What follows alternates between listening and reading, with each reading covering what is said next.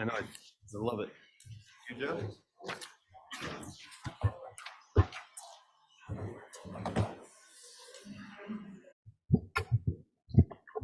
Good evening, everyone. Thank you for coming tonight to the meeting Tuesday, December 5th, 2023.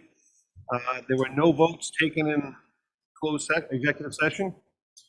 We're going to begin with a prayer. We come to you today asking for your guidance, wisdom, and support as we begin this meeting. Help us engage in meaningful discussion, allow us to grow closer as a group, and nurture the bonds of the community. Amen. Salute to the flag, please. Allegiance to the flag of the United States of America and to the republic for which it stands, one nation, under God, indivisible, with liberty and justice for all. Thank you. Emergency evacuation health notification. Thank you, Council President. There's two main exits from the Town Council chambers. To the left of the stage, up the stairs will take you out the back of the building, or the back of the council chambers. To your right, those stairs will take you out the front of the building. Just past the Ray is the men's facility. Up the stairs to the left is the ladies' facility. Please do not use the elevator in time of emergency. Thank you, sir. Presentations, we have the Smithfield Youth Council update tonight. You using that?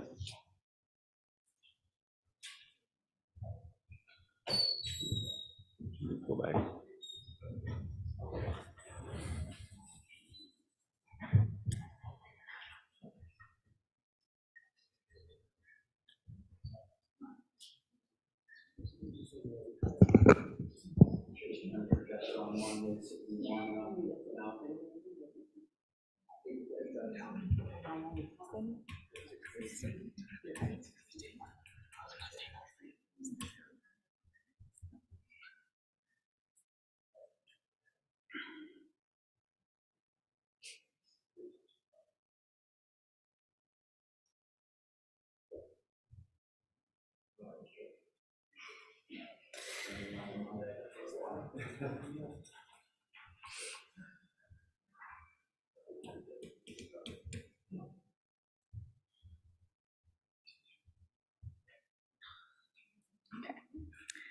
Good evening, Town Council. My name is Ava Burley, and I'm the chairperson of the Smithfield Youth Council. Tonight, I'm joined by Kaya Gaffney, the secretary of Smithfield Youth Council. And we are here tonight on behalf of the Smithfield Youth Council to give you all a brief report on the recent activities and accomplishments of the council. To begin, on October 24th, 2023, the Smithfield Youth Council hosted a Halloween event called Haunted Hallways. This was an event where children could trick-or-treat around Smithfield High School, as well as make crafts and slime and listen to read-alouds from local East Smithfield Public Library staff. The leaders of the event, Ethan Toma and Sophia Mutasib, unfortunately could not make it here tonight, but wanted me to share the feedback of the event that the council will use to help improve the next year's Haunted Hallways. It is safe to say that Haunted Hallways was a hit. We had many people join us at the event and receive phenomenal feedback afterwards. To expand this event next year, we plan to open up our budget to include more decorations as well as a larger selection of candy. We also may invite Smithfield High School's National Honor Society members to assist the Smithfield Youth Council members in decorating the school, passing out candy, managing the arts and crafts section, and directing visitors during the event. Last Saturday, the Smithfield Youth Council participated in Smithfield's All Lit Up Parade with their Candyland-themed float. Our members worked hard to design and decorate the float and enjoyed being part of such an amazing town tradition. And tomorrow, the Smithfield Youth Council's December full council meeting, we will be electing a treasurer. Since the council is now generating money through fundraisers and projects, we have decided that it would be best to elect a treasurer to help manage council finances. Specifically, the treasurer will work to maintain accurate records of all Smithfield Youth Council finances by creating monthly financial reports. They will also work alongside committees to help budget for their projects. On December 15th, the Smithfield Youth Council will be hosting the second annual Drop-In Shop, led by Ethan Toma, Julia Toma, and myself. Here we'll have a night of food, games, and crafts for kids so that their parents can enjoy a night off. Last year, both the kids and the Smithfield Youth Council members had an incredible time at the event, so we're thrilled to be able to host it again this holiday season. Santa confirmed that he will be joining us for a quick visit this year. During the first year that we ran the event, we asked for donations, but barely broke even with the cost of putting on the event. This year, we'll be charging a $20 admission fee with a $5 discount for siblings to continue this annual tradition. Early next year, we hope to put together a tour for Smithfield, a food tour of Smithfield. For one day of each week of the month, we'll partner with a local Smithfield restaurant that will donate a percentage of the sales brought to them by Smithfield Youth Council's advertisement of their restaurant. Customers who present a Smithfield Youth Council food tour coupon to their host while enjoying the meal will be contributing to this event. Each week will feature a different mealtime so that the first week will be breakfast, the second week will be lunch, and so on. This project is being led by Smithfield Youth Council member Veronica Lilly with the support of the rest of Smithfield Youth Council. Also, in February, Smithfield Youth Council will be hosting a Valentine's Day themed family trivia night. Families in Smithfield can reserve a table for dinner and enjoy Valentine's Day themed games, trivia questions, raffles, and fun. Smithfield Youth Council members Adelia Marshall and Madeline Gagnon will be leading this event. Thank you all for listening to our presentation tonight. The Smithfield Youth Council appreciates all of your support, and we look forward to meeting with you all again soon. Have a great night, everyone.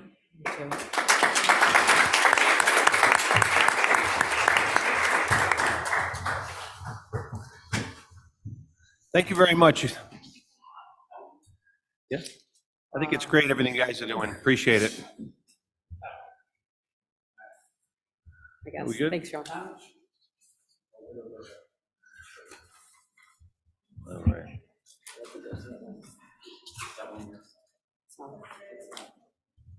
Thank you, Sean. Appreciate it. Moving on to minutes. Move that the minutes of the November 21st, 2023 executive session meeting held pursuant to Rhode Island General Laws, Section 42-46-5A1, Personnel, to interview Louis Marchetti for possible appointment to a town board or commission, and town manager and annual review be approved as recorded and sealed. So moved. Second. Any discussion? All those in favor? Aye. Motion carries. Item B, move that the minutes of the November 21st, 2023 open session meeting be approved as recorded. So moved. Second. Discussion? All those in favor? Aye. Motion carries. Item 7, consider, discuss, and act upon the following possible appointments and reappointments. Water Supply Board reappointment with a term expiring in December 2026. Mr. President, one second, please. Sure. I think we're treading on dangerous water by picking and choosing who we interview, when we interview. I think either we have to interview everybody or we don't interview everybody. We're setting a bad precedent by doing what we're doing. Thank you.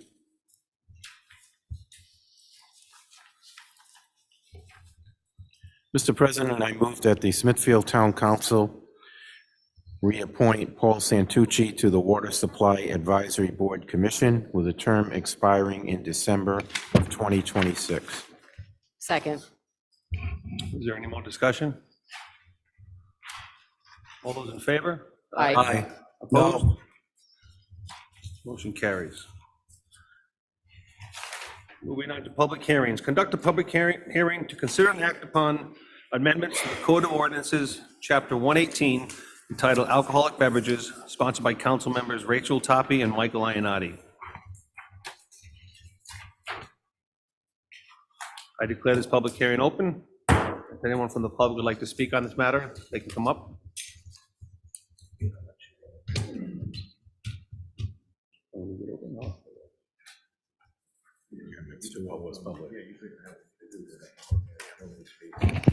Okay, Mr. President, we have some changes to what was published originally. On Section 118-4, it's been re-lettered because it started with the letter B. Also, on what is now said E,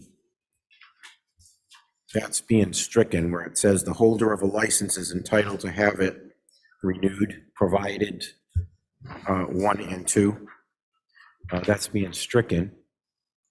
And the wording on the letter E, the new letter E, or would that be D now?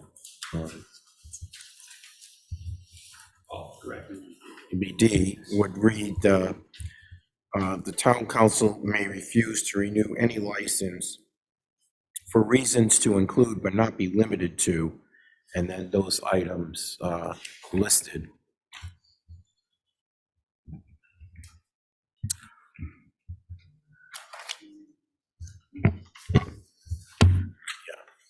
Those were the changes, Mr. President. Who, I think we need to close the public hearing before we discuss, no? Keep it open? Okay.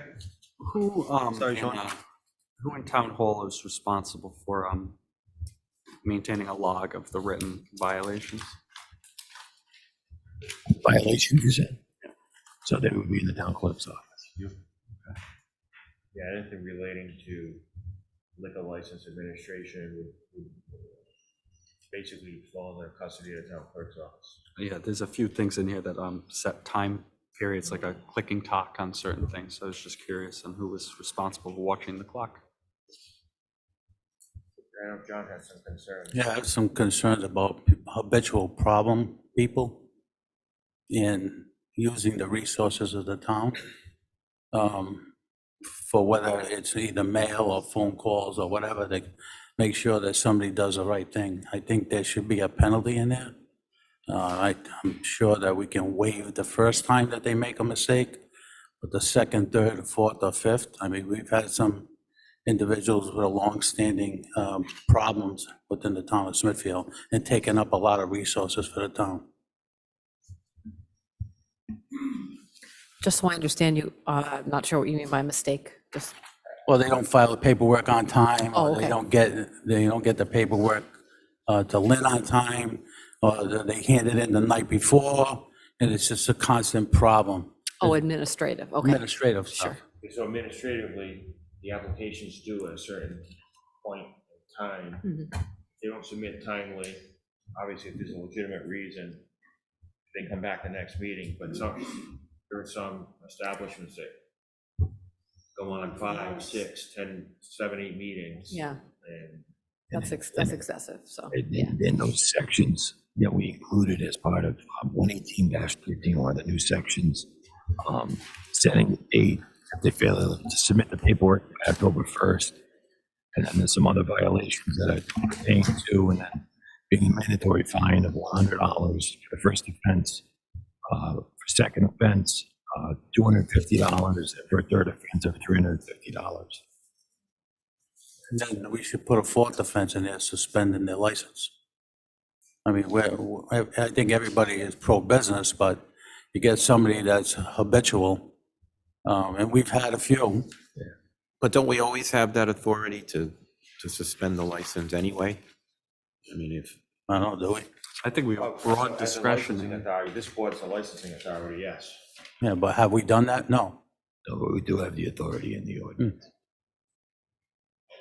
Under the licensing restrictions, it says that the council has a broad discretionary authority to impose restrictions which are generally applied to all liquor licenses. My question for the following section, B1, no loud noise, music, or other nuisances shall be permitted to annoy nearby residents, persons on adjoining property, streets, or sidewalk. That, in theory, sounds very reasonable, but how is that enforceable? What is Which section? annoying to one could be 118.5, annoying to one. others?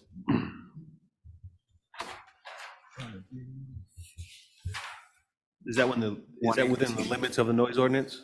Correct. So it'd be tied to the noise ordinance, and it's at the discretion of the council to decide if whether or not it raises to the level to affect their license. Would it make more sense to, because we do, I know we have we read the decibels, would it make more Correct. sense to put in specifics? I'm just trying to, I would just put, if you would like to add any language after sidewalks, just insert language consistent with the provisions of the appropriate decibels. decibel level set by as established in the municipal code section, whatever the relevant section is.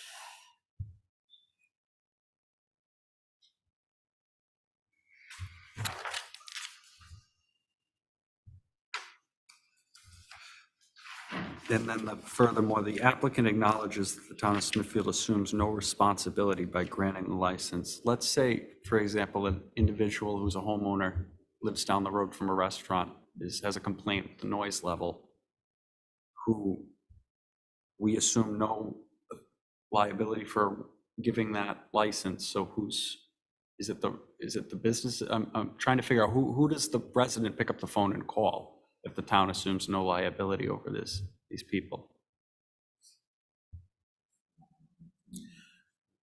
Well, the town is the licensing authority, so the town would have to intervene to remedy it. If the town is unable to remedy it, then we would ask the business to come before the council, and then the council, as the licensing board, would take whatever action it deems appropriate. Through a tool. It's called a show cause hearing. So there'd be a hearing, there would be notice, and the establishment owner would have to come in and answer questions from the council as to get compliance with the provisions of the particular ordinance that's in play. And at that be a show clause technically, with the zoning board, do they get to put in any of their? The zoning board would only come into play if there was they don't have any jurisdiction with respect to. It just says on this that any other conditions imposed by zoning board. I was just. Correct. So if the business establishment was granted a special use permit and they weren't complying with the conditions that were on the special use permit, then that would be another grounds for this council to take action and revoke the license. Okay.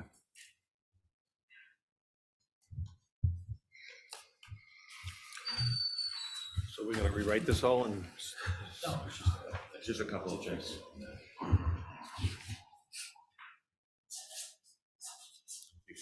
The ordinance as amended. Why don't we see if anyone from the public has anything to say? The public hearing is still open if anyone wants to come up and discuss this item. Just making a few changes.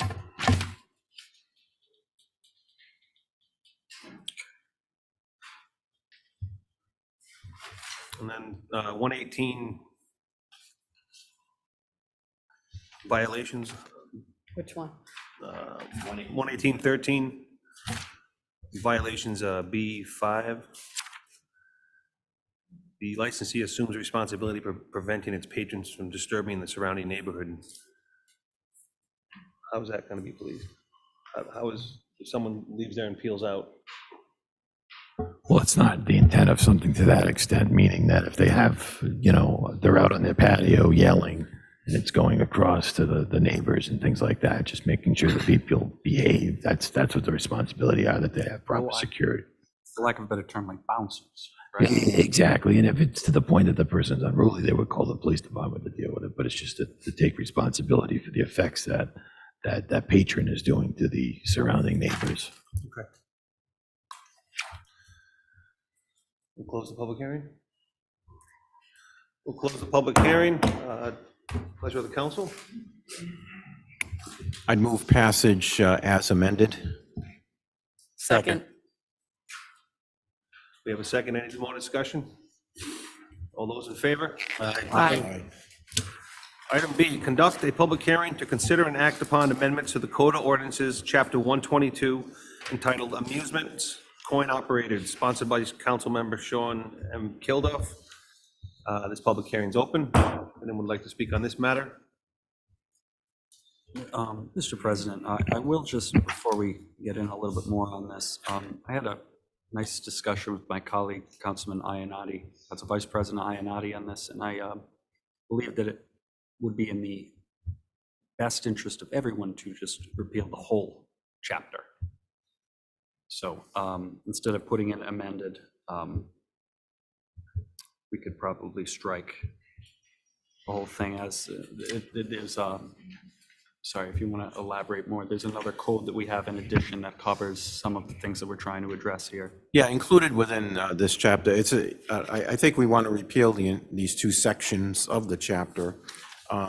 We have a chapter 122 entitled Amusements Coin Operated. And that kind of follows the state law. The state law does not require us to issue any licenses for these machines unless we have 3 or more in an establishment. In our ordinance, 2 or more is considered an arcade. And there's a whole series of regulations on that. There's a $200 fee. It doesn't have the provision like this one had for the $10 for each additional machine. So it's just a flat $200 fee. And it provides, all the conduct on the premises, the application process, reasons for denial. So I don't think that, so the question is, do we want to have a separate section that just covers one machine? Do we want to have any, does someone have to pay $200 just to have one of these machines on their premises? It seems to me like overkill on this.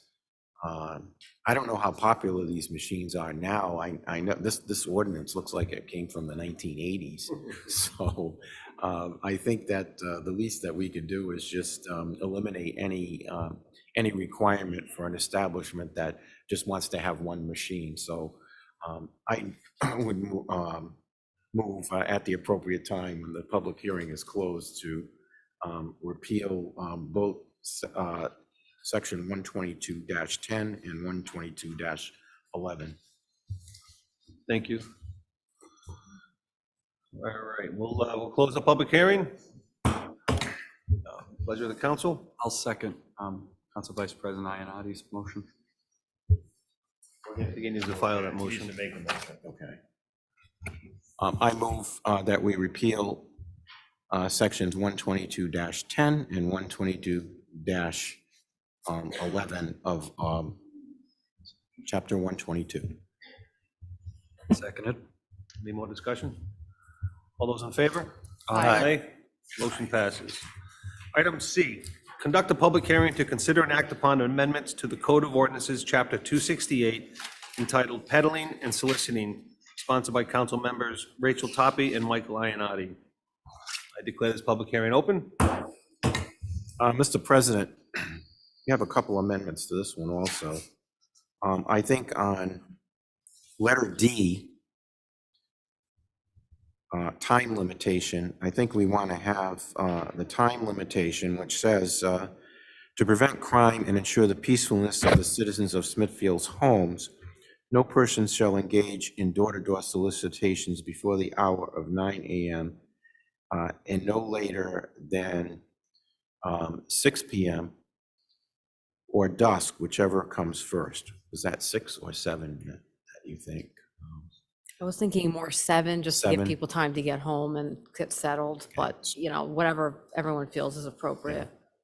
I would suggest 7 or dusk, whichever comes first, because as we know, it gets dark earlier in the winter months. Secondly, on the penalty provision, E, I think the fine of $500 is excessive. I think that should be reduced to $150. And I think imprisoning someone for 30 days for this is excessive, and I think it has legal issues. There are legal problems with trying to enforce a criminal penalty on an ordinance like this.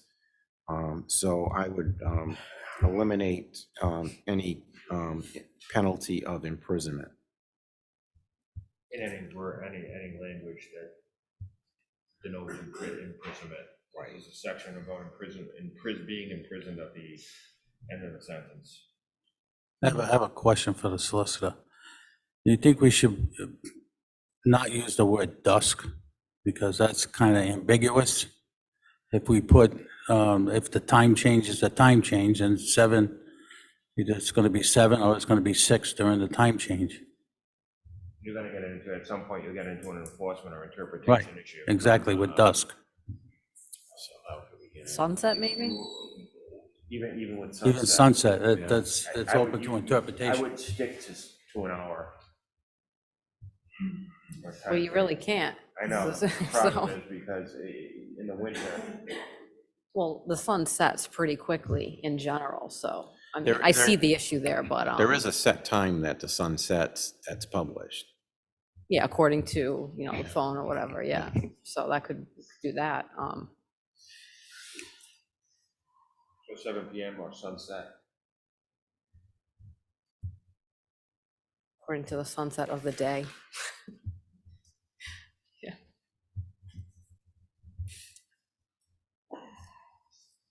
I mean, I'll agree to it, but I don't like Just it. get into an, you get, just stick with an hour. I don't know. I think you should just put an hour. 6 in the winter, 7 in the summer. That sounds fine to me. I just wouldn't want somebody coming to my door when it's dark out. That's all. I'm sure other people don't want to either, when the sun sets at 4-ish during the winter. That's the only issue I see. Otherwise, it would be nice to have a good time. So we put Specific 5 in time. the winter, 7 in the summer. Because you do run into that issue in Yeah. the winter when the sun sets at 4:30. What about spring? Kidding. It's All 10,000 right, we'll close the comedians public out. hearing. Isn't there another ordinance where we have dusk somewhere? It definitely is. I think there is. There, yeah. Oh, accessing the park and the beach. So it would be the same kind of concept. That's a little bit different than somebody going to your house in the dark.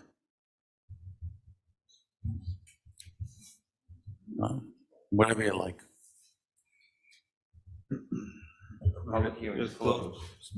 Pleasure of the council. I'd like to make a motion to approve ordinance amendments with the hours of 6 PM in the summer, 6 P, what was it, 6 PM in the winter, 7 PM in the summer.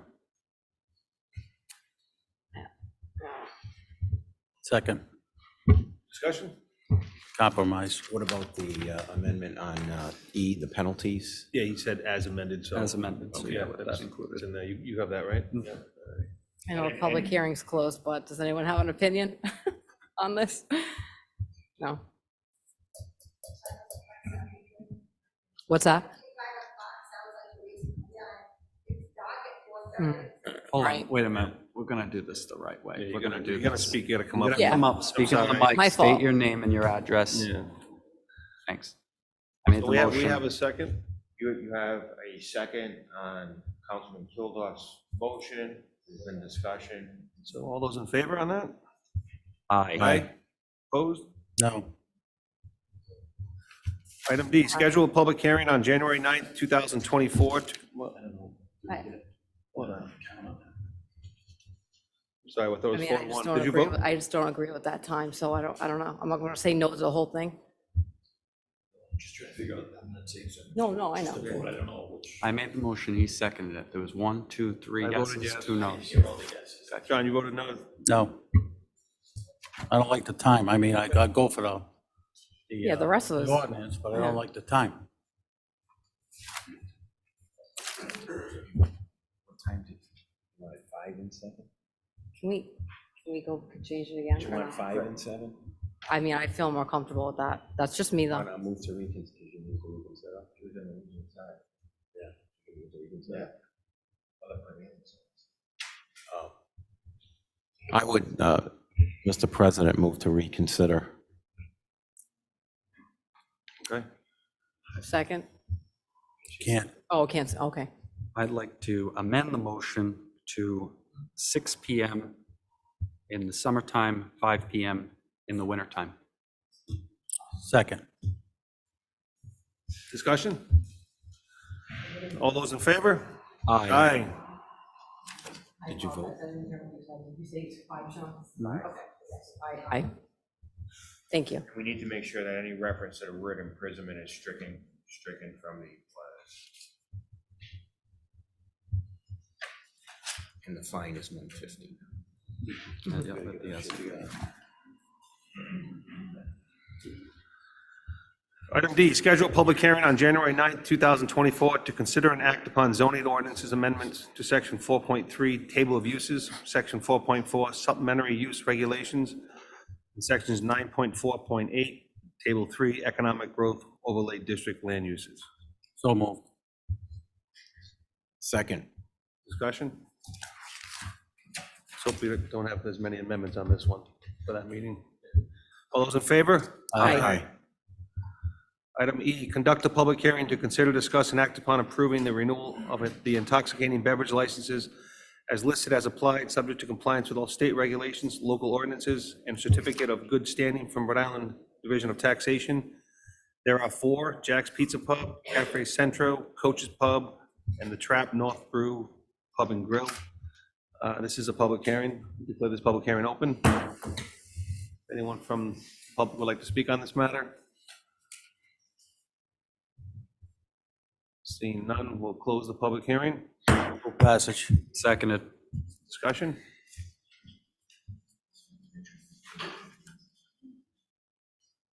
All those in favor? Aye. Aye. Item 9, licenses. Consider, discuss, and act upon approving the renewal of 2 entertainment licenses as listed, as applied, subject to compliance with all state regulations and local ordinances. This is for Coach's Pub and the Trap North Brew Pub and Grill. Mr. President, I would like these to be considered separately. Okay, so we'll do the first one. Consider, discuss, and act upon approving the renewal of Coach's Pub entertainment license as listed, as applied, subject to compliance with all state regulations and local ordinances. So moved. Seconded. Discussion? All those in favor? Aye. Aye. That passes on item 1. Item 2, consider, discuss, and act upon approving the renewal of the Trap North Brew Pub and Grill entertainment license as listed, as applied, subject to compliance with all state regulations and local ordinances. Yes, if you have, would you like to speak? Just please state your name and your address. My name is Jessica Ogrim. I live at 7 West Cottage Avenue. And I just want to say thank you to all of you from when I emailed over the summer about the trap. You all responded right away, and I appreciate that very much. I did respond to Mr. Iannotti's email about the trap renewal for their entertainment license. And my only concern for their renewal would be that they're limited to what time they can have their entertainment outdoors on weeknights, so Sunday through Thursday. I know they're open till 1 a.m. every night, but the noise from their entertainment is excessive for the people on my street anyway. I don't think it really pertains to anywhere else. It's just the way that it bounces off the water. We're like 900 feet from them, and it's loud, until 11, 12, 1 o'clock.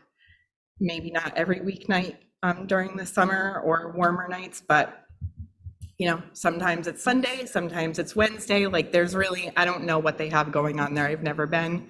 So I don't know, if they have entertainment every day or whatnot, but it's a lot. My kids cannot sleep. We can't keep our windows open on any warm days. And so with the renewal of their license, I'd just like it to be taken into consideration that they have to keep it down on weeknights or bring it inside, at a certain hour. Fridays and Saturdays, whatever. We're not looking to, take the business down, or, we support the small businesses here, the local businesses. We're not trying to be, bad to them. We just need to be comfortable in our home. Our kids need to sleep. I have 2 little ones, and my neighbors have little ones. Even my older neighbors who have hearing aids, they take them out and they can still hear it. So that's all. Thank you so much. If you wanted us to limit the hours, Mhm. what would be the latest hour Maybe like on a 10. weekday? 10. I feel like that's reasonable for people to go and enjoy their time there, but also for, our families to get sleep, for work or for school. Is that just for during the week? Just for during the week. I don't care. 1 o'clock on the weekends, Friday and Saturday, whatever. I don't care. It's just the weeknights. So we're talking about from Sunday to Thursday. Correct.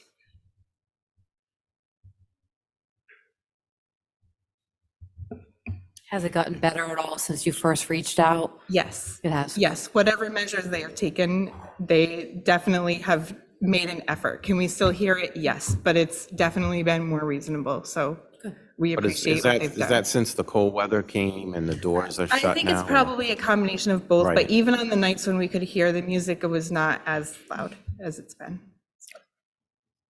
And if the council doesn't mind, we also have the general manager from the trap, if he could kind of explain the great, the steps that they took to try to address that. And Thank you. thank you. Thank you, council. TJ apologizes that he wasn't able to make it tonight. We did get the complaint of the noise kind of Try triggering. to leave name and address. Oh, sorry, Steve Leone, 4060 Post Road, East Greenwich. Once we did get the complaint, we did take measures to keep the outdoor speakers limited down in volume. During the week, we don't usually ever have music and live entertainment going past 10 o'clock as it is. We did reach out to the police department too to try to schedule a meeting to see, because I do believe you guys have a decimal level for volume. I've also taken some drives, I believe her address that's around the pond that we kind of overlook, to make sure every now and then to see where the volume is at. Since we've gotten it, I haven't been able to hear it when I've stepped out, but I'm not quite sure exactly where she lives, so it could be a little louder in that area. But we have done steps, and I'm glad it has worked, because we do want to be a good neighbor. What steps did you take? So we have outdoor speakers, and I think that might have been one of the reasons. I keep those extremely, extremely low during the weekdays and weekends. Once it hits an unreasonable hour that you wouldn't want to disrupt anyone. Also during the summer, we don't schedule full live bands with the drums and everything. I do feel like that is one of the main things that travels, is the kind of the bass of the drums. And then just kind of keeping the doors closed once it hits a later hour. I think that does help a lot with the sound coming out of the building. So you said you usually don't have entertainment past 10 o'clock on the weekdays? Like No, Sunday not to usually, Thursday? no. Sunday to Thursday is your weekday, right? Yes. Yeah. So, But so- that's, sorry. so if we restricted this to 10 o'clock on Sundays to Thursdays, that's not going to be any problem, right? We do have holidays that do fall during weekdays. Also, I don't really want to be the one to agree to anything, just because TJ would probably. like understand that. To be here for that. The only thing I can think of with that is like Thanksgiving Eve does fall on a Wednesday every year. There are some holidays on a Monday holiday where you might have people wanting to listen to live music, and we would have that on a Sunday night. But that's the only thing I can think of. But once again, I don't want to agree with him, put anything in his mouth that he might want to speak on. Okay. Does anyone else have questions? You want to reschedule so the boss can come? And make those commitments? What I want to do is I would just, based on, the information we have, I would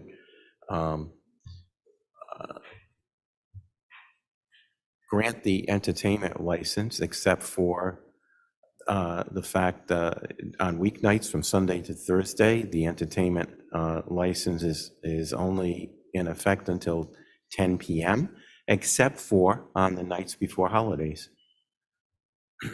I think that's a reasonable solution to this problem, because, I get that, but I don't want to hang him out to dry. I think the owner we should have a chance to talk Well, to him in public. I mean, I don't think he knew this was I would coming like to tonight. see, I would like to see the owner here, but. I don't think he knew this was gonna happen tonight. Did you? No, Yeah, we he had a reached out to prior him. arrangement for tonight. We reached out to him yesterday and to try to see, but I know he was definitely tied up, and I know he would come otherwise. And So if I may suggest, can we continue this to the January 13th meeting? And in the meantime, allow them to proceed with their current license? The 9th meeting, January 9th. We canceled the 13th for December.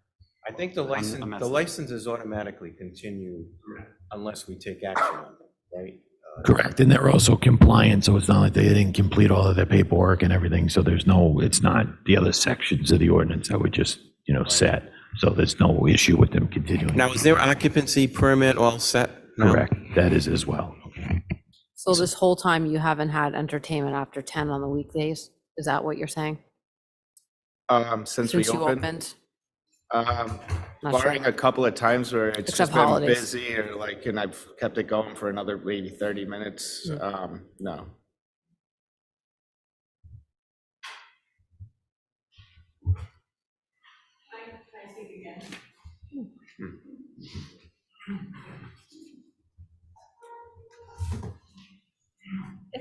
Their live music is, it's usually indoors, right? Like, Yeah, our music's. their live music is not really an issue. It's their speakers outside. It's when they're playing music, like Okay. on the speakers outside, like we could sing along. Their live music, like we can hear it, but it's much more muffled. It's the speakers outside that are very loud.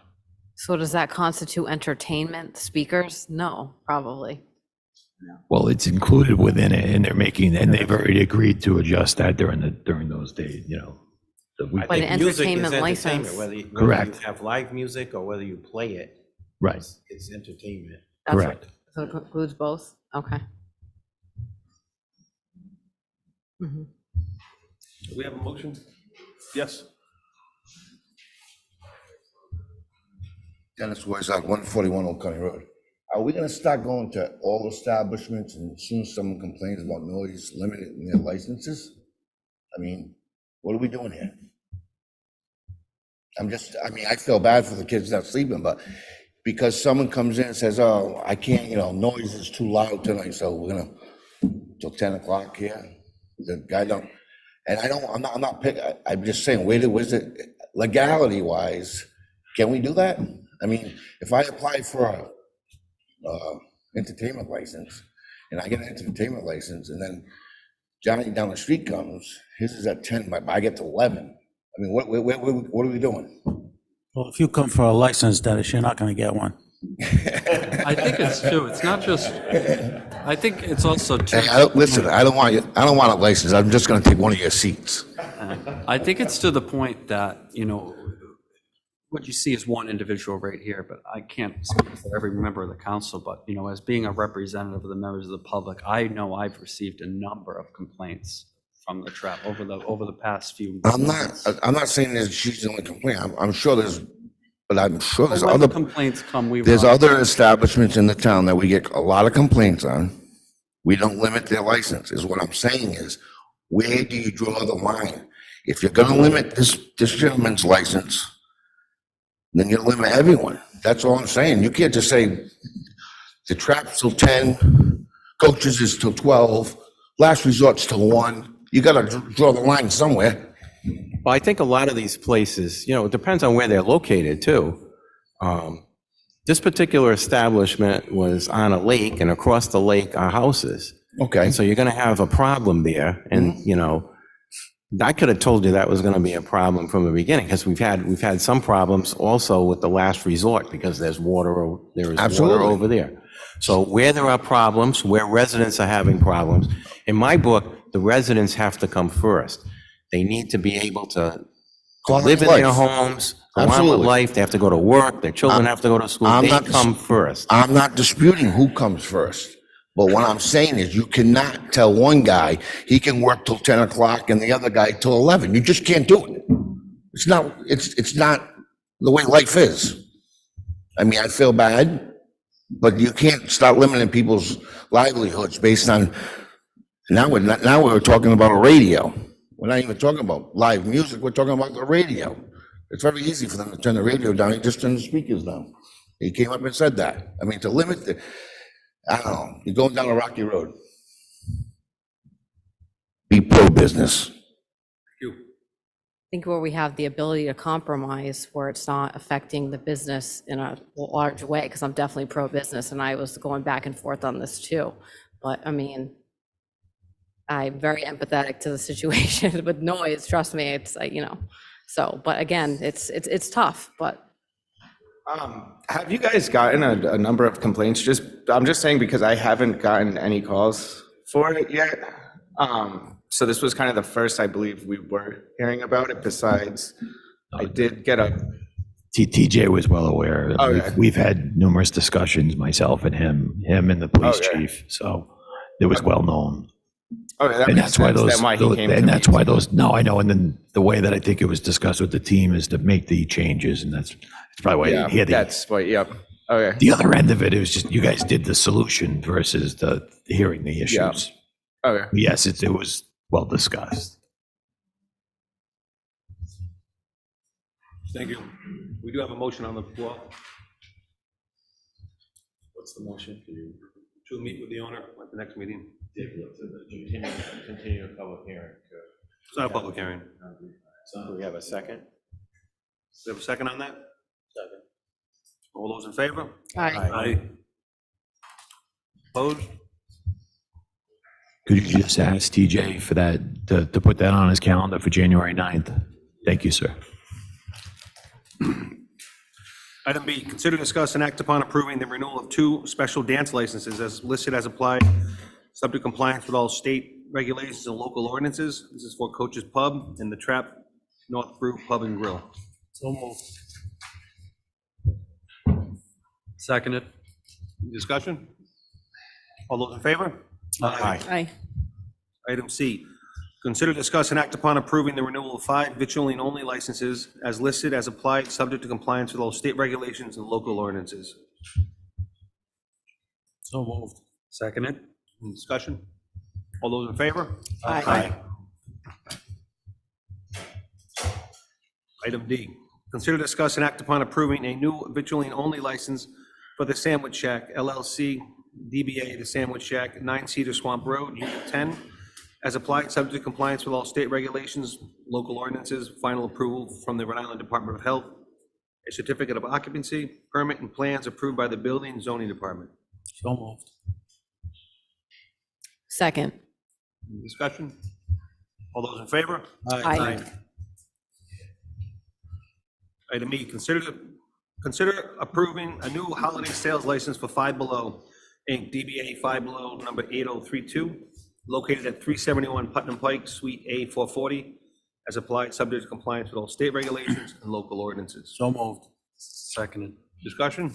All those in favor? Aye. Holiday sale license, things under $5. Is it free?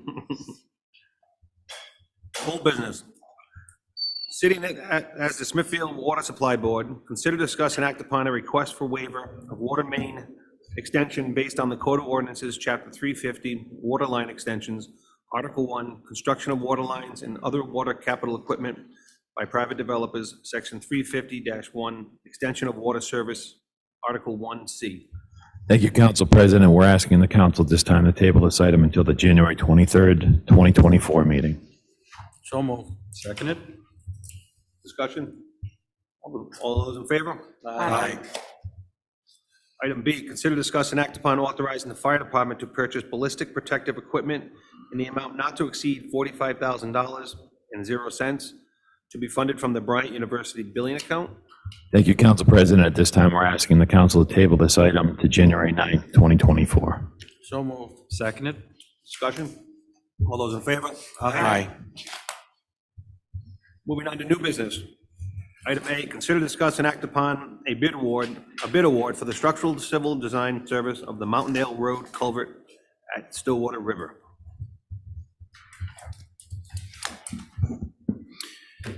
Good evening. Thank you, Council, for entertaining this item. It's been a little bit of a haul to get here to this point, but qualifications statements were received by the town in February.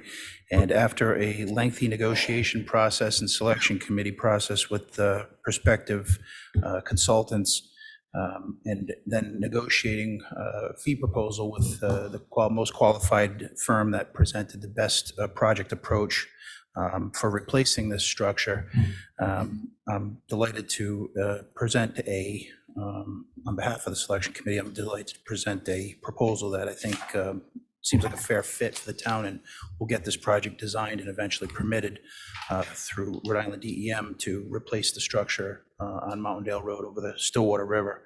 However, there is a little bit of a funding discrepancy with what's available and then programming in program funds in the next upcoming budget to supplement and complete this part of the project.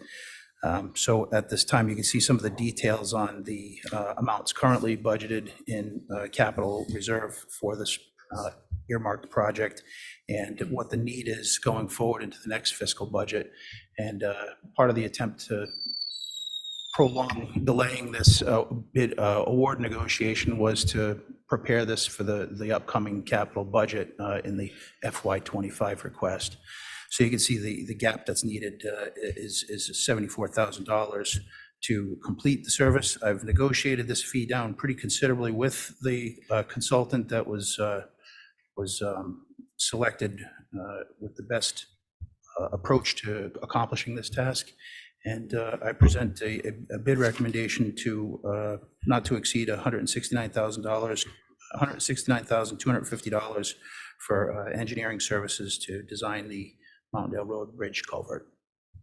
So they won't be paid the 74,000 until fiscal year 25? That's correct. And I think if this does get approved, I've timed it so that the sequence of their services and the value of their contract services won't exceed what's presently available until June or July of the upcoming year, rather July. And at such time, if the council deems to award sufficient budgeting in the upcoming budget for this as a capital improvement item, we can complete the task. What's the total cost of this project? The design phase? No, the whole thing, doing the whole thing. Well, looking further into the weeds here on the budget analysis, I don't have a page number per se, but there's a spreadsheet included within tasks 1 and 2 are preliminary design and then final design. And that's the fee you see before you of $169,250. And then there's some permitting fees of about $7,350. And then the latter fees can be, as we build the budget for construction of this project, I won't know the actual construction figures until we get through a design and we can get some opinions of probable costs at each design phase along the way. And those can be budgeted into subsequent fiscal years. You estimated in the capital, your capital improvement submission, like 805,000 for this project to be, we have to finance this over a 2-year period, 25 and 26? Recognizing that capital improvements plan is a plan. This may, depending on what the opinion of probable costs ends up coming back once we get through design, it may not come in at $850,000. It may be slightly more, given the scale of economies that's we've all been realizing. I tend to think that may likely pan out, and we can build this budget over the course of 3 fiscal years and create capital roll. In the same concurrent time, I can also seek infrastructure grants that may be available to supplement the project funds as well. That'll lessen the burden on the tax base. Has this project already started? I mean, has there been anything done at it at all? No, sir. Just other than a preliminary inspection report that occurred last summer.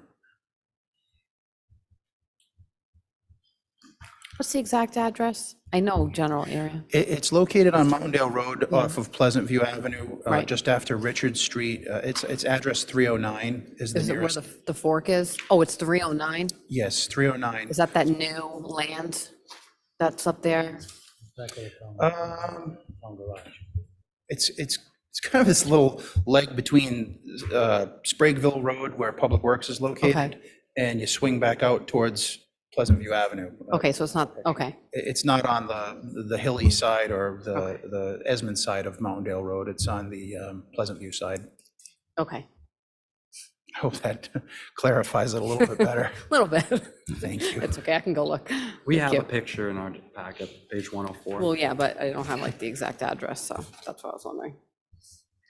So if we subtract, we're going to take some money for impact fees according to the capital project, and we expect to get a state grant of a small amount.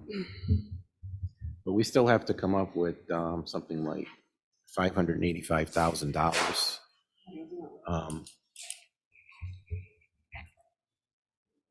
And quite reasonably, that would be a reasonable figure, if not maybe a little bit more. And if we can plan this project out appropriately in 2 to 3 fiscal budgets and receive supplemental funding, we can build that budget over the course of several fiscal seasons, so it's not an impactful burden all in one budget. And that's how we've done the Mountaindale Road culvert over the back of Stillwater Reservoir and also Esmond Mill Drive. And those were rather larger bridges, so I expect this one to be just south of the costs of that one.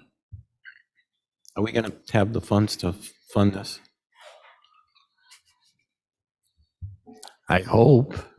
Well, it's Well, I all mean, we're about, paying a lot of money for the design. correct. So I wanna mean, make the sure whole we have thing is, money for the no, construction. I know, the whole thing is prioritizing, and then there is a lot of infrastructure dollars that are going to become available over the next few years. So by having it shovel ready, I think it's going to put us in a great opportunity to get it funded by outside dollars and not have to do it. But we will make it work. It's definitely a priority in order to maintain the structure and the drivability of that roadway. Right.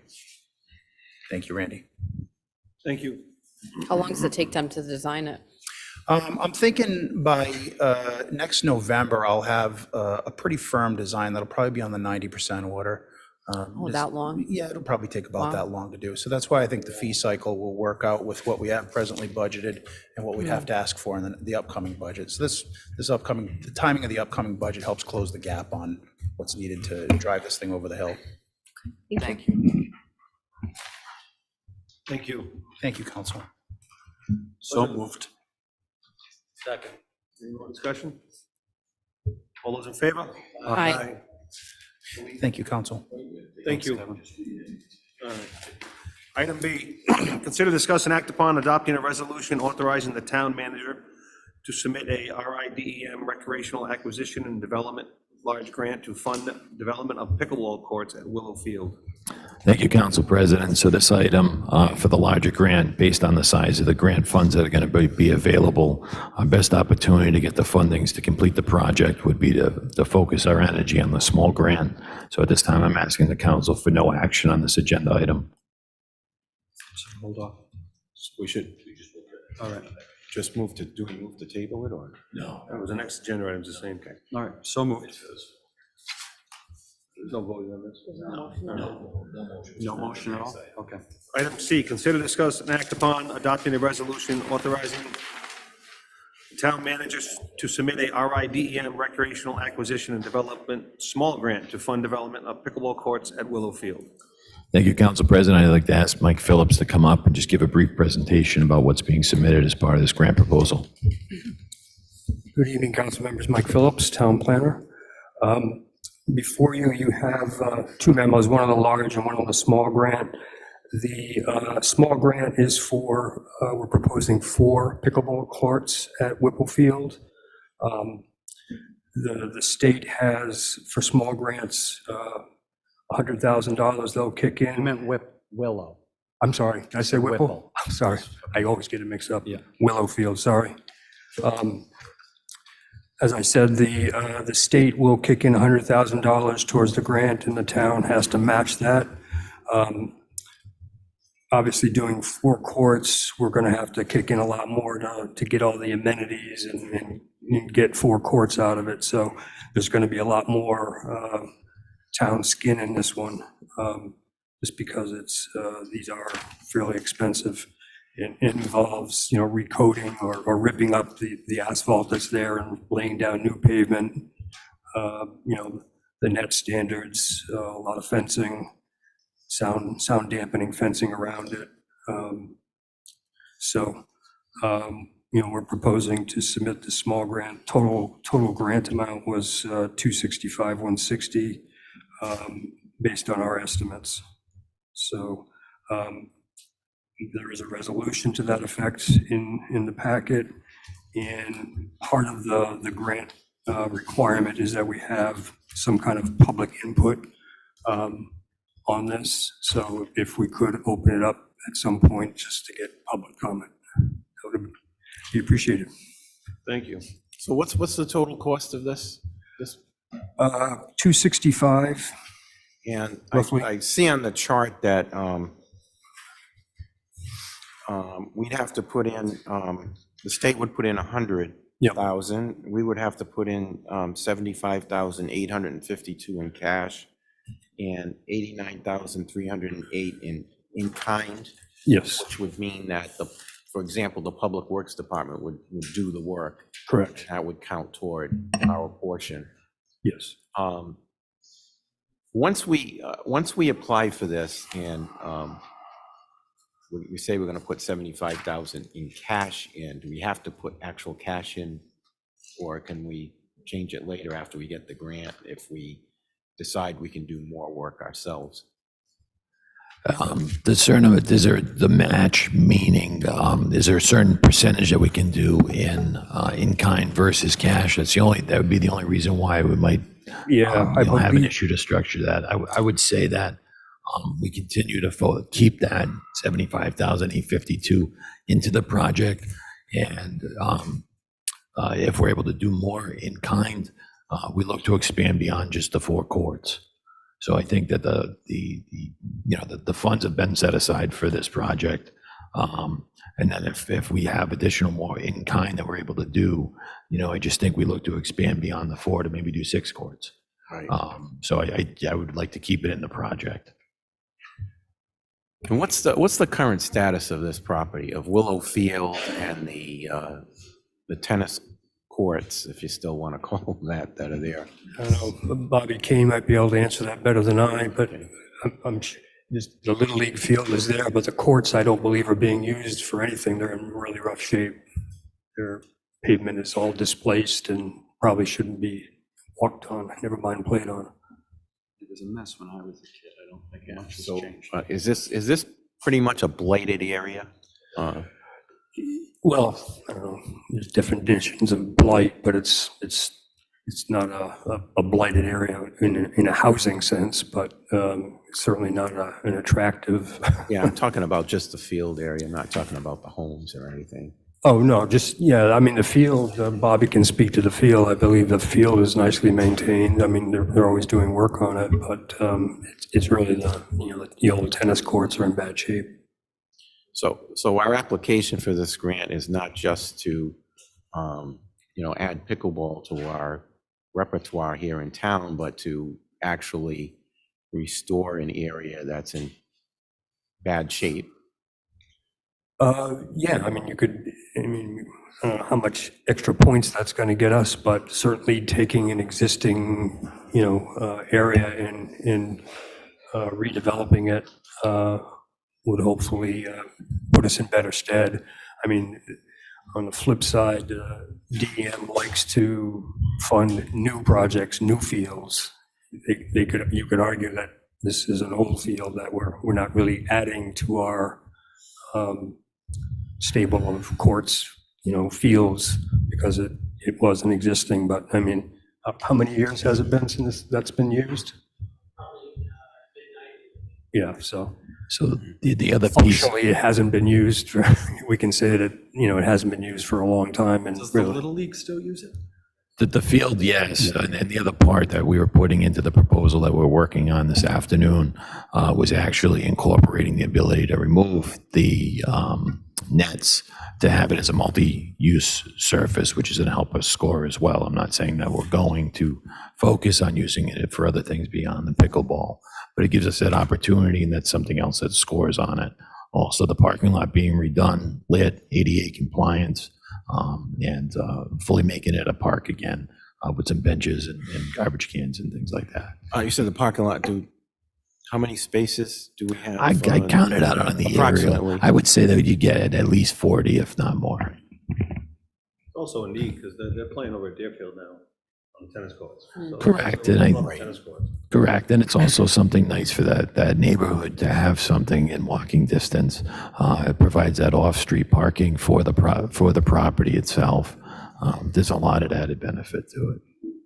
What exactly is the point of this Hindig tennis courts proposal from 2021? I'm just confused by that. It's a proposal so we could use a number to put in with to provide to as part of the grant. So because it hasn't actually been bid work, they provided a proposal for what the cost would be and what they're providing. We will have to actually go out and get a true bid. It's just to provide, their oversight into what they would do if they were to get it, yeah. Okay. Well, is this still good? This is like 2 years old. Is this still? It's actually at the higher end based on when the timing and when they put the proposal together, so it should be a little bit better than that. We were able to get a more defined number on the large, so we'll be able to get in a much better spot. This is kind of the worst case scenario situation, Yeah, that's because right. we can't go back to ask for more. It's better to go in all in, and we can just expand the project would be better. Thank you. Does anyone want to speak on that from the public? Just come on up, state your name and address.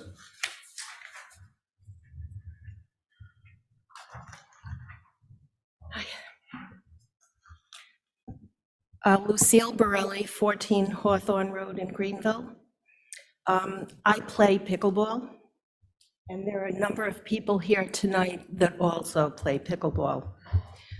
We are here to show our support for you to apply for this grant. We really would love to have some dedicated pickleball courts. Presently, we do use Deerfield Park, the tennis courts there, but our time slots are extremely limited. So during the summer, there's a youth tennis program that uses the courts every day. There's an adult program that uses the courts at night. So we do get Friday night and we get Sunday mornings, but that's a very small opportunity for picklers that want to play. In the fall, the tennis team takes over and they have every afternoon, 3:30 to 6:30. So that is a problem for anybody who works and wants to play pickleball. So that limits it to just the people that can show up in the morning. We have a group of about 50 that play every Sunday morning. I wish we could get some of the films, because I'm sure you've seen, the films that are where the cameras are, to show the number of people that show up on a Sunday. I did bring a couple of pictures so you can get an idea of what it's like. But we have all six courts being used. There are four pickleball courts that are on two of the tennis courts, and then there's the court 1 and 2 that have been painted for pickleball. So we can use all six courts, and then we also have 20 people waiting with their paddles lined up to play. The area that you're proposing, this Willow Field, is in deplorable condition. The fence has fallen down, some of it's been removed, the cement is cracked, the weeds are growing through. I really feel strongly that courts there would be a huge improvement to that neighborhood. A lot of other towns have built pickleball courts, and I think Smithfield should have them as well. Our group is about 130 people right now. We started off with a very small group a few years back, but now we've got 130 people that are active players, and we need courts. We just don't have any place to play. We need the courts, and I respectfully request you to submit this request, which I actually thought was going to be 8 pickleball courts, but it's down to 4. But we'll take whatever we can get as dedicated courts, because then we will have all those extra hours for people to play. So it won't be just one little window of opportunity for them to play. Thank you. Thank you. I have a couple of photos. One is of a group that showed up to play one day, and one is, I don't know if you want to pass this around here. That's a group that showed up one day. And this is our lineup. When we play, people are on the courts, and they fill the courts, and people waiting to get on the court. They have to place their paddles down, and so each of those piles of 4 paddles are actually 4 people waiting. So do you run the league? You must. It's not. Oh, it's not a league? Oh. I love it. I think it's great. We don't do, some of the people have played competitively, but we don't run an active league. Yeah. It's more of a club. It's a round robin. So if you are a beginner, you can come and play with us. We don't, we pretty much play with everyone. It's very social. So by the end of a group of games, you play with a number of different people. Excellent. Yeah, I'm in this club, and I'd like to publicly thank Lucille Borelli. She's done just a tremendous job. You wouldn't believe the job she's done in keeping all of this organized, and it's not easy. And at one point she was transporting the nets back and forth to her house. I mean, Well, now we do, thanks to the Now we- Recreation Department, we Right. have a storage bin, a locker for the nets, so I don't have to carry them. I'd actually like to invite you all to come and play, because I know once you have played, you will be hooked. I would love to. Really, we'd love to have you come. Mrs. Borelli, does your husband play? he's right there. Just checking. There are- I'm surprised that you're carrying the nets and he's not carrying the nets.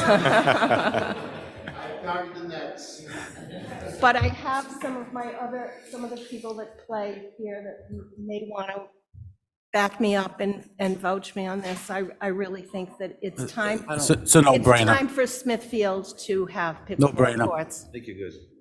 Need a Thank motion? you. Motion to approve. Second. Discussion? All those in favor? Aye. Motion carries.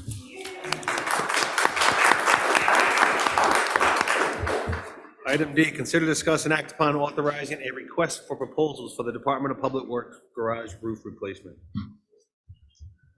They don't need a garage roof. We need more pickleball courts. Well, we can always build them on top of the roof.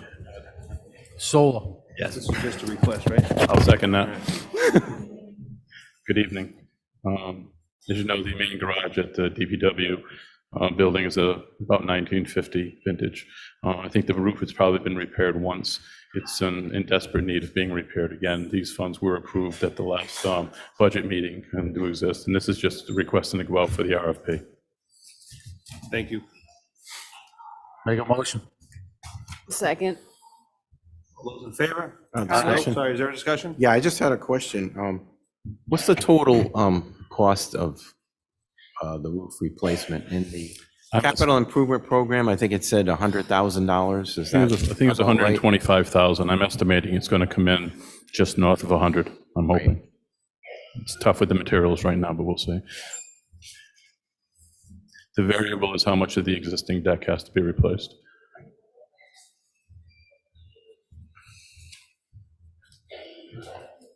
Thank you. Any more discussion? Mr. Chongo. All those in favor? Aye. Motion passes 4-0. Thank you. Someone's not here. Item E, sitting as the Water Supply Board, consider, discuss, and act upon awarding a design contract to Beta Group of Lincoln, Rhode Island, in an amount not to exceed $160,000.00 for the design of a 12-inch water main from Appian Way to Pleasant View Drive along Route 116. So this project is one of the capital projects that has been around for a while in the Water Supply Board. The pipe has actually been installed several years ago underneath the viaduct on the 116.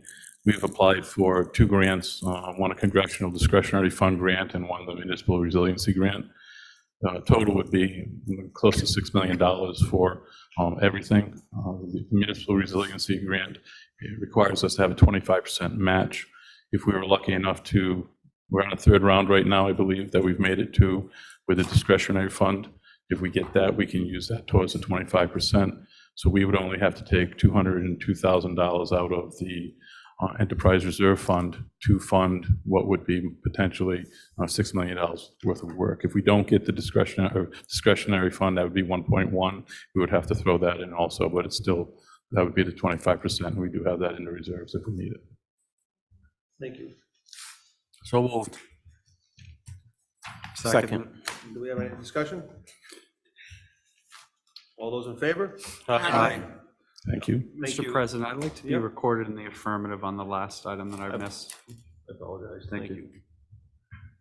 I didn't know you weren't here, so. I leave a lasting impact. Item F, City and as Water Supply Board, consider, discuss, and act upon awarding a contract to Beta Group of Lincoln, Rhode Island, in the amount not to exceed $18,000 for water service, GPS location, and GIS layer development. Thank you. This is, if you're familiar with the water gates that turn the water on and off to a home, this is the location of those water gates. Currently, there are 2 copies of tie cards. They're both relatively old. Each one of our field personnel has one, and they're basically kept in a shoebox. And they're just individual cards that are getting worn and faded, and they're close to the point that you can't read a lot of them now.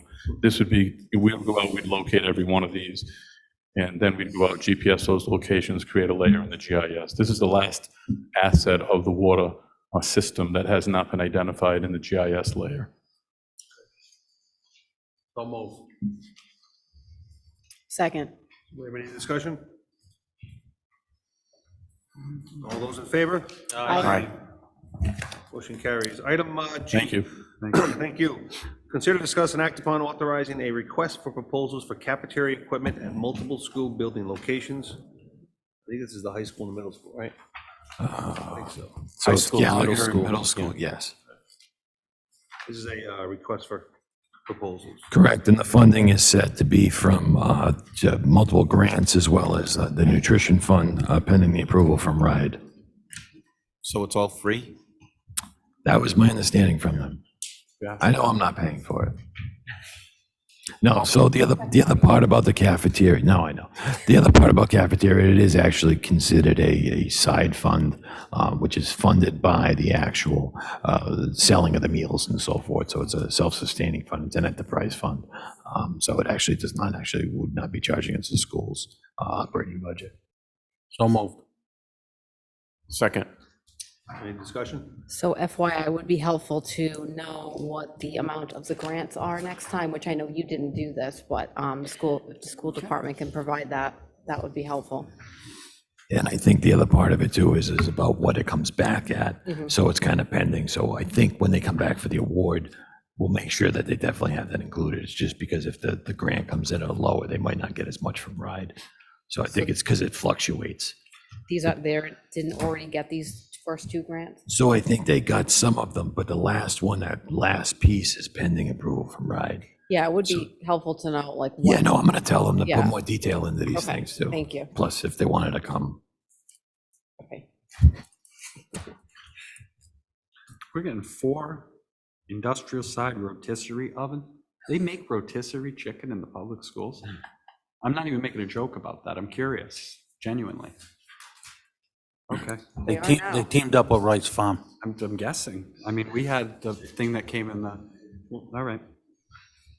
So we have baloney. We have a second. Second. All those in favor? Aye. Item H, consider, discuss, and act upon a recommendation for change order number 2 with Green Acres Landscaping and Construction Company, Inc., in the amount of $81,166.60 for work associated with the Boyle Athletic Field Complex. Thank you, Council President. So these 2 items, one has to do with the underground work that needed to be done. But the bigger piece is the PCO number 9, which has to do with the additional throwing circle. It was actually we were under the impression from our original design that this was included. But for some reason, the architects shaved this off as part of the proposal that went out to RFP. And it would definitely create a adverse effect for our ability to host meets without having this additional circle for both discus and hammer at the same time. So this item is going back. This was approved by the school committee last night. It's going before the Boyle Committee on Thursday night, but we're just asking the town council's approval pending final approval by the Boyle Field Complex. So if you thought this was, if they thought this was included, and now it has to be added in, is there going to be enough in the fund? To Yes, well, include this? the pieces of it are that we're under the impression that the drawings included that. So in our minds, we are accomplishing everything in the bid. And we do have that little bit of fluctuation in dollars right now. The bigger problem is to find the dollars once we go back out to bid for the concession stand. So we're in a good spot now. It's just, we need to figure out what we're doing on the next step. Well, yeah, you don't have the money for the concession stand. Correct. Or the Bathrooms. restroom facilities. Right, so it's really, the interesting thing is it's one building that's 900 square feet, that's over $1+ million, which doesn't make any sense. So on Thursday, we're getting presented from the OPM and the architect what their decision, well, what our options are and the best approach to be able to achieve this. What do you mean it got shaved off? That's just, Well, what I mean is that they just did not include it in the drawing, so it wasn't as part of what we were asking the company to do for us. oh, The architect, for some reason, left this off. I can't explain why. I can tell you none of us are happy, especially we were walking the site and we were wondering why they didn't start in the other spot. And that's how we found out it was not included. I have another question, Randy. Where the grass is, the regular grass, not the turf, the regular grass, do we have water going to that grass? I'm almost positive they were including that. Am I No. not correct, Bob? I know there's water already at the facility. I know, because I paid for the No, water. no, I know that. I don't know, I don't think that there's. By the grass? So we're gonna have nice, beautiful grass, turf, and everything else is gonna be brown in the summer. We'll get the answer on that, John. I'm not 100% sure. Christ. Dennis Weiser, 141 Old County Road. No, there is no sprinklers over where the grass is. They were taken out from underneath the field. They were out there. They are not in the bid. They're not. That's one of their cuts. The most piecemeal project this town's ever done. It's ridiculous. We should have had all the money before we went out to bid. We're finding money for this, for that. The sprinklers, we're gonna have all this beautiful grass. If we have summers like we did this past year, great. It'd be green all the time, but we don't. There's no sprinklers. And I talked to the project manager today. Thank you.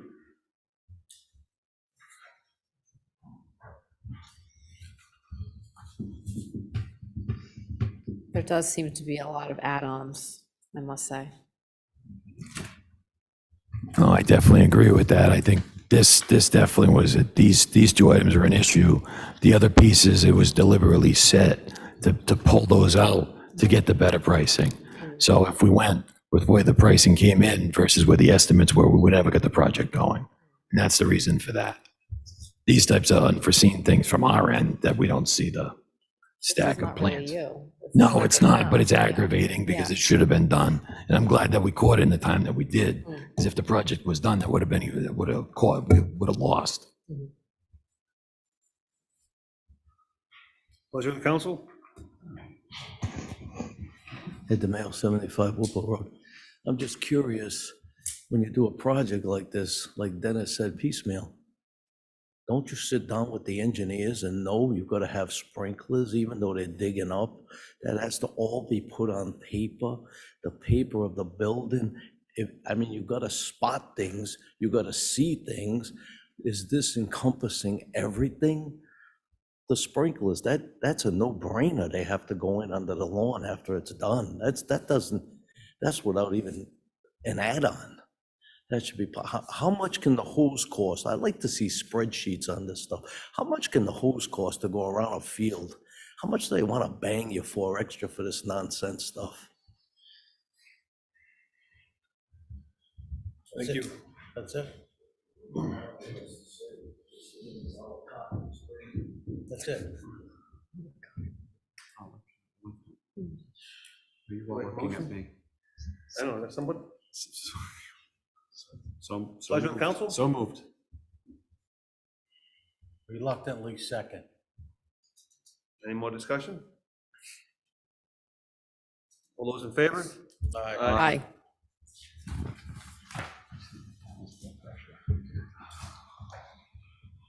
Item I, consider, discuss, and act upon a recommendation for change order number 3 with Coin Mechanical, Inc.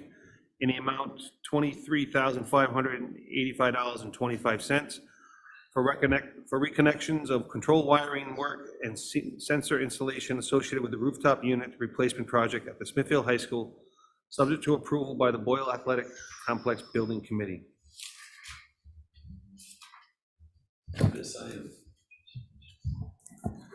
This item came before the school committee last night, is coming before the Boyle Athletic Complex meeting on Thursday night. So this item has to do with the other piece that was changed on the controls that was added into the building for both systems, because they're two different contractors that are going on. You have the Honeywell portion of the project that's going on, as well as the rooftop units. In order to reconnect and make everything communicate with each other, this item needed to be added to the project. Thank you. So moved. Seconded? Discussion? So we didn't know this was gonna have to be added? I mean, That's what they're telling I us. hate to sound like a. No, but I'm just as aggravated as you guys are, because some of these things, I don't understand why the number of professionals, design professionals and oversight that is there, that these type of things are realized in the field. Did we hire a project manager for the? Yes, there's an owner's project manager. That's the gentleman from RGB. So it's the engineer, or it's the school department that's, No. So there's architects, there's engineers, and the OPM that are on this so project. it's the engineers, okay. It's a combination, I think, between all three of them. Or, yeah, well, okay. Do we still have a member of the council on the committee? Who is it? And Council President Law and myself will be definitely bringing these items, because a lot of this stuff took place, unfortunately, when I was laid up. So we will be bringing these items before the group on Thursday with all of them present. Yeah, and maybe somebody should come from the school department or the project manager should come when we have these change orders and explain, why they're needed, why they weren't in the original contract, what happened. It's almost like a giant sucking sound here for money. Yeah. Every time you turn around, it's 25, 50, 100,000. Sad, really sad. We have Gene, we have all these people who show up from their departments whenever there's anything that comes up, and they're always the first people here to be willing to answer any questions. Thank you for that. But I think it's an expectation we should really kind of stretch to everyone. Yeah, I agree.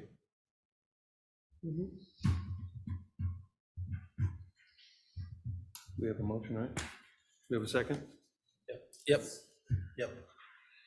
Any more discussion? All those in favor? Aye. Item, consider, discuss, and act upon canceling the December 19th, 2023 Town Council meeting. So moved. Seconded? All those in favor? Aye. Consider, discuss, and act upon approving tax abatements in the amount of $3,483.43. So moved. Seconded? All those in favor? Aye. Public comment, if anyone would like to speak, they can come up and state their name and address.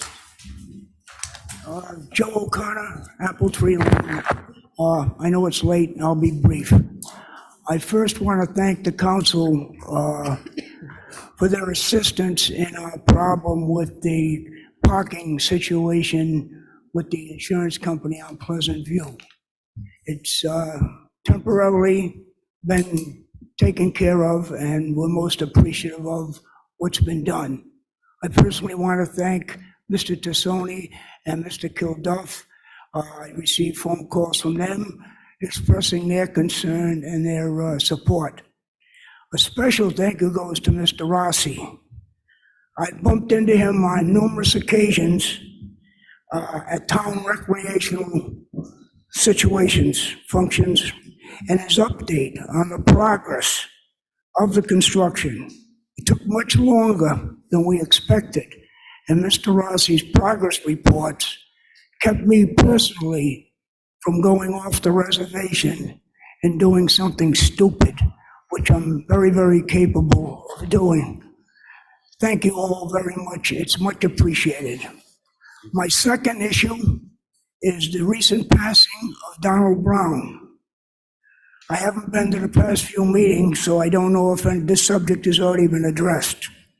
It's my personal opinion Donald Brown was an extraordinary company activist in several different endeavors, and certainly deserving of some sort of special recognition by the town he serviced for so many years. I want to say up front, I didn't know Donald Brown personally or socially. All I knew him from was his resume and his activity here at the council. He was a consummate gentleman. I never heard him say a bad word around anyone, about anyone, and it was never about him.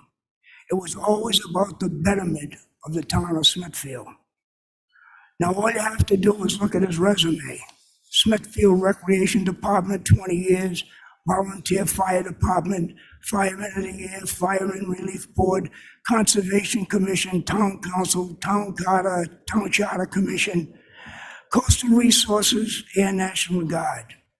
Now, I don't like many people, and I respect even less, but I liked and respected Donald Brown and believe he is deserving of something special by the town, whether it's a ball field named after him, a plaque here in the council room, something. But I do think that he is deserving of some kind of special recognition.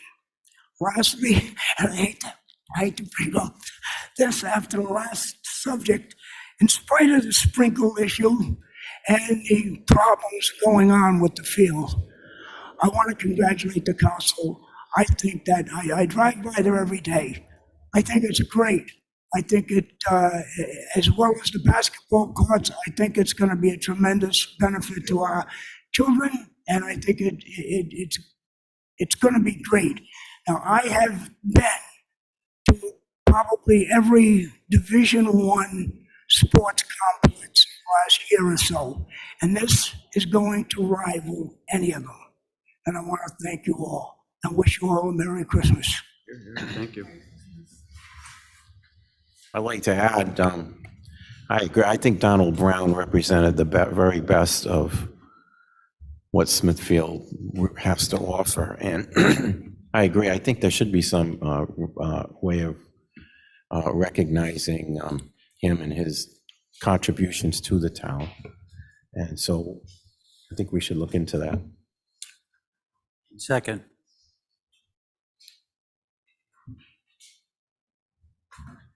Season's greeting, council. I'd just like to say happy holidays, healthy happiness to you and your families and administration staff.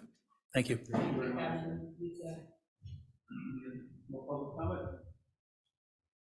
Motion to adjourn. Seconded. Aye.